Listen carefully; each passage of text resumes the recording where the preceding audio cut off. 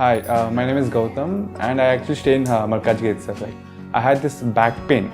It's been 1.5 years. I have tried many treatments like chiropathy, oil massage, physiotherapy especially, but it didn't work out as much like what I expected. I strongly suggest homeopathy. You people can carry on with the homeopathy. Area Malkajgiri, and doctor name is like Nageswar Rao, and the clinic name is Neocare Homeopathy. తులారాశి వాళ్లకు ఈ మాసము కొంతవరకు అనుకూలముగానే ఉన్నది. శుభాశుభ మిశ్రమాలతో కూడుకొని ఉంటుంది. ఒకటి మంచి, ఒకటి కాస్త నెమ్మదిగా జరుగుతుందిలే అని అనిపించడము, మళ్ళీ ఒకటి మంచి జరగడం వెంటనే ఇలా జరుగుతుంటుంది ఈ మాసం. వ్యాపారపరంగా అంతంత మాత్రముగానే ఉండినా అనూహ్యమైనటువంటి ఒక్కసారిగా పుంజుకొని లాభాలు రావటం జరుగుతాయిగాక.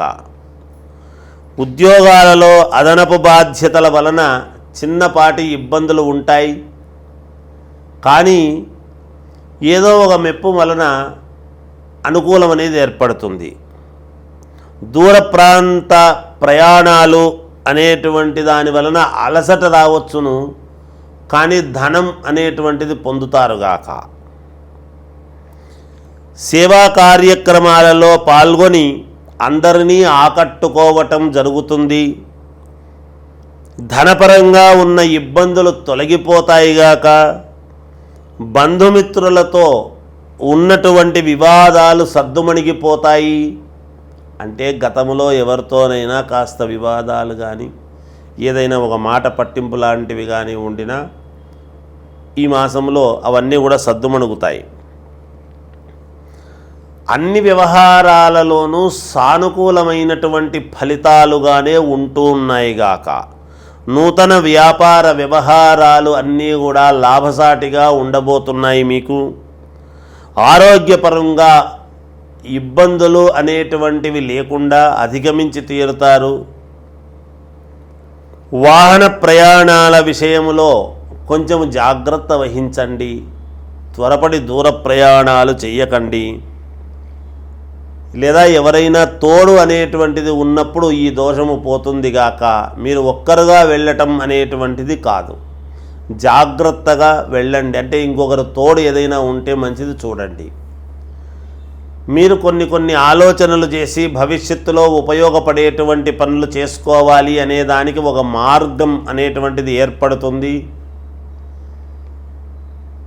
ఎవరో కొత్త వ్యక్తుల యొక్క పరిచయము కూడా కలగవచ్చును ఈ మాసములో. ఇది తులారాశి వారి యొక్క విధానం అని తెలియజేస్తూ జయో. ప్రాపర్టీ విషయంలో కన్ఫ్యూజన్ గా ఉన్నారా? గేటెడ్ కమ్యూనిటీలో ఫ్లాట్ తీసుకోవాలా లేదా విల్లా తీసుకోవాలా? మన పిల్లల భవిష్యత్ కోసం ఓపెన్ ఫ్లాట్ తీసుకోవాలా? మన హైదరాబాద్ లో ఏ లొకేషన్ లో కొంటే మంచి అప్రిసియేషన్ వస్తుంది? మరి నమ్మకమైన ప్రాపర్టీ కొనాలంటే నమ్మకమైన గైడ్ కావాలి కదా. ప్రాపర్టీ అడ్వైజర్ కోసం సంప్రదించండి వరాహస్వామి ప్రాపర్టీ గూగులర్. కాంటాక్ట్ 7207218485. అన్ని రాసుల వాళ్లకు కూడా ఈ మాసము ఇంకా మెరుగైనటువంటి ఫలితాలు ఉంటాయి కదా. మనకు కావాల్సినటువంటి కోరికలు అనేక రకాలుగా ఉంటాయి. అనేక రంగాల వాళ్లకు అనేక రకాలుగా ఉంటాయి. అయితే మీ వ్యక్తిగతమైనటువంటి జాతకాలు మొదట చూసుకోవటం అనేది చాలా అవసరము. అయినా అన్ని రాసుల వాళ్ళు కూడా మరి అనుకున్నటువంటి ఫలితాలు మేలు జరగాలి, అన్నీ కూడా మాకు అనుకూలవంతముగా ఉండాలి అని ఆలోచన చేసేటువంటి వాళ్ళు మీ ఇంటి దేవుడు అని ఉంటారు. మొదట ఎవరు అంటే ముందు కులదైవం చాలా అవసరం. కులదైవాన్ని పూజించుకోవాల్సినటువంటి అవసరము ఎంతైనా ఉంటుంది. అయితే ఒక్కొక్కరి కులదైవం ఒక్కొక్కరు ఉండవచ్చును. ఎవరికి ఉండినా అన్ని రాసుల వాళ్లకు నేను తెలియజేస్తున్నాను, ఒక్కరికని కాదు, అన్ని రాసుల వాళ్లకు కూడా మీరు చేసుకోవాల్సినటువంటి పరిహారము ఏమిటి ఈ జూలై మాసములో అని గనక ఒక్కసారి మనం ఆలోచన చేసినట్టయితే మీ ఇంటి దేవుడికి ఏ రోజో ఒక రోజు ఉంటుంది. అంటే శివుడికైతే సోమవారం, వెంకటేశ్వర స్వామికి అయితే శనివారము, ఇలా అమ్మవారికి అయితే శుక్రవారము, మంగళవారము, ఆంజనేయ స్వామికి మంగళవారము అని, శనివారం అని కూడా చేస్తారు. అలా మీకు మీ మీ ఇంటి దేవుణ్ణి బట్టి ఏ వారం అయితే ఆ వారము శ్రద్ధగా మీరు చేయాల్సింది ఏమిటి అంటే ఆ వారము ఆ రోజు ఉదయాన్నే తలస్నానము చేసి, అంటే మొదట్లోనే ఈ మాసము మొదట్లోనే చేస్తే మాసం అంతా కూడా మంచి ఫలితాలు రావటానికి అనుకూలం. అలా ఒక 3 సార్లు చేయవచ్చును, 5 సార్లు చేయవచ్చును. ఈ పరిహారము మీ సౌకర్యాన్ని బట్టి కనీసం అంటే 3 సార్లు చెయ్యండి. మీ ఇంటి దేవుడు ఏ దేవుడైతే ఆ రోజు ఉదయాన్నే తలస్నానం చేసి 3 గుప్పిళ్ళు బియ్యం ఒక పేపర్ కానీ లేదా ఒక కవర్లో కానీ ఇలా 3 పిరికెళ్ళు బియ్యము, అంటే మనస్సు ముఖ్యం. ఎవ్వరికైనా దృఢ సంకల్పం అనేటువంటిది చాలా అవసరం, ఇది గుర్తుపెట్టుకోవాలి మనం.